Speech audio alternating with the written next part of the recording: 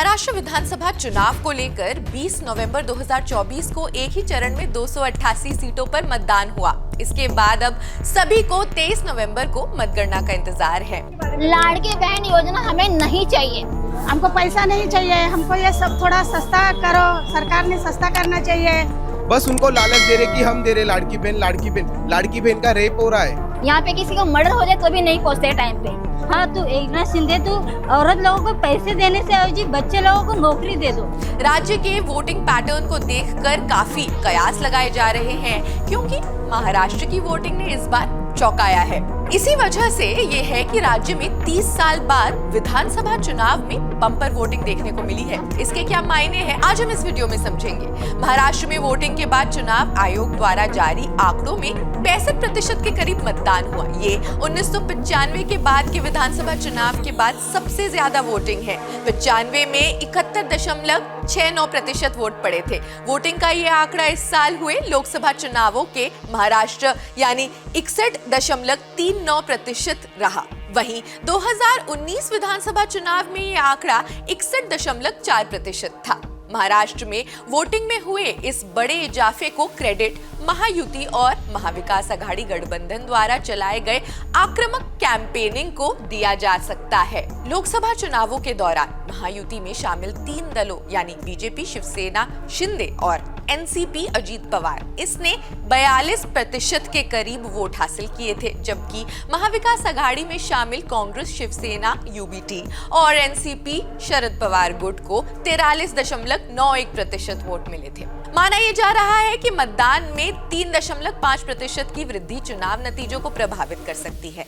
राज्य में 2019 में 8.85 करोड़ वोटर थे, उनमें 9.5% बढ़ोतरी हुई थी और ये संख्या 9.69 करोड़ हो गई है। इसलिए बढ़े हुए वोट बेस पर ज्यादा मतदान शनिवार को आने वाले विधानसभा चुनावों के नतीजों का एक अहम कारक हो सकता है। आगे बढ़ते हैं। देवेंद्र फडणवीस कर रहे हैं महायुति की जीत के दावे। तो इस मुद्दे को लेकर बीजेपी के नेता और उप मुख्यमंत्री देवेंद्र फडणवीस का दावा है कि वोटिंग बढ़ने का सीधा फायदा महायुति सरकार को मिलने वाला है। उन्होंने कहा कि जब भी मतदान में बढ़ोतरी होती है तो बीजेपी को राजनीतिक रूप से लाभ होता है। ये स्पष्ट है कि पिछले चुनावों की तुलना में विधानसभा चुनावों में मतदान प्रतिशत में वृद्धि हुई है। इससे बीजेपी और महायुति दोनों को ही मदद मिलेगी।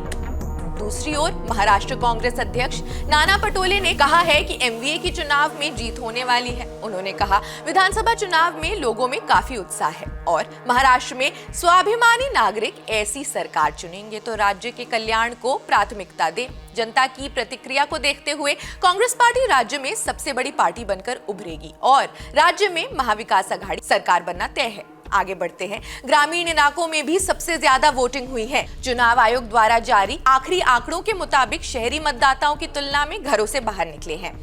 जिलों में सबसे अधिक मतदान पश्चिम महाराष्ट्र के कोल्हापुर जिले में दर्ज किया गया, जहां 76.25% मतदान हुआ। मुंबई शहर में सबसे कम 52% के करीब मतदान हुआ है। कोल्हापुर जिले के करवीर विधानसभा सीट पर सबसे ज्यादा 84.79% मतदान हुआ।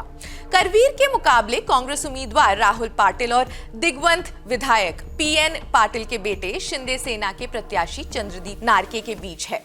सीएम और डिप्टी सीएम की सीट पर कितना वोट पड़ा है ये भी बताते हैं।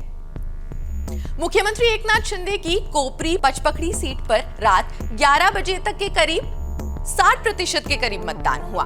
उप मुख्यमंत्री फडणवीस नागपुर दक्षिण पश्चिम सीट पर 54.49% मतदान, अजीत पवार की सीट पर 71% मतदान, दक्षिण मुंबई के कोलाबा निर्वाचन क्षेत्र में सबसे कम 44.49% मतदान हुआ। यहाँ बीजेपी के राहुल नार्वेकर का मुकाबला कांग्रेस के हीरा देवासी से है। सबसे हाई प्रोफाइल मानी जा रही बारामती विधानसभा सीट की बात करें तो यहाँ मुकाबला अजीत पवार और एनसीपी एसपी प्रत्याशी युगेंद्र पवार से मुकाबला कर रहे हैं। यहाँ 71% के करीब मतदान हुआ, जहाँ पिछली बार 68.82% वोट पड़ा था। एग्जिट पोल्स के आंकड़ों के अनुसार शरद पवार के नेतृत्व वाला गुट काफी मजबूत नजर आ रहा है। ऐसे में अगर चाचा भतीजे एक साथ आ जाए तो वो बहुत ही बड़ी ताकत बनकर उभर सकते हैं।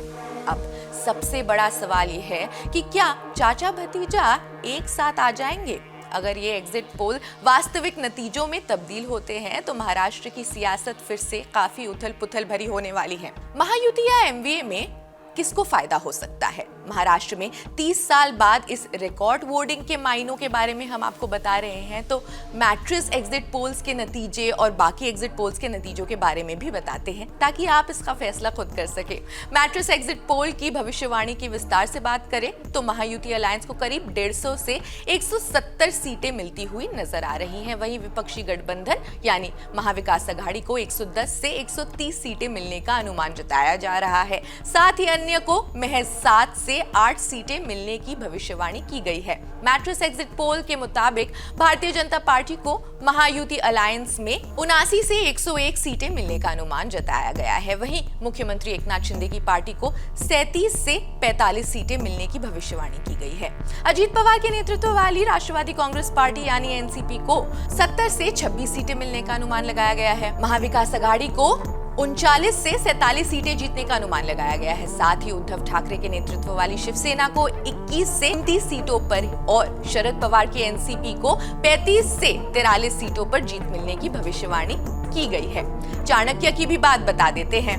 चाणक्य स्ट्रैटेजी साफ तौर पर महायुति अलायंस को ही बहुमत दे रहा है। इसमें महायुति को 152 से 160 सीटें दी गई है। वहीं महाविकास अघाड़ी को 130 से 138 सीटें दी गई हैं। बाकियों को केवल 6 से 8 सीटें मिलने की ही भविष्यवाणी की गई है। अब पार्टियों के हिसाब से बात की जाए तो महायुति में भारतीय जनता पार्टी की सीटें 90 से पार रहने का अनुमान जताया गया है। वहीं शिंदे के नेतृत्व वाली शिवसेना को 48 से ज्यादा सीटें मिल रही हैं और अजीत पवार की एनसीपी को 22 से ज्यादा सीटें मिलने की संभावना है। अब विपक्षी खेमे की बात करें तो महाविकास अघाड़ी में कांग्रेस पार्टी को 63 से ज्यादा सीटें मिलती हुई नजर आ रही हैं। वहीं उद्धव ठाकरे के नेतृत्व वाली शिवसेना को 35 प्लस सीटें मिलने का अनुमान जताया गया है। साथ ही शरद पवार की पार्टी को 40 से ज्यादा सीटें मिलने की भविष्यवाणी की गई है। बाकी दलों को केवल 6 से 8 सीटें मिलने की संभावना जताई गई है। खैर, इस रिपोर्ट में पूरी तरह से हम आप तक पिक्चर पहुंचाने की कोशिश कर रहे हैं, लेकिन आपको क्या लगता है ये आप हमें कमेंट सेक्शन में जरूर बताएं। बाकी 23 नवंबर को रिजल्ट्स के साथ पूरा पिक्चर क्लियर हो ही जाएगा।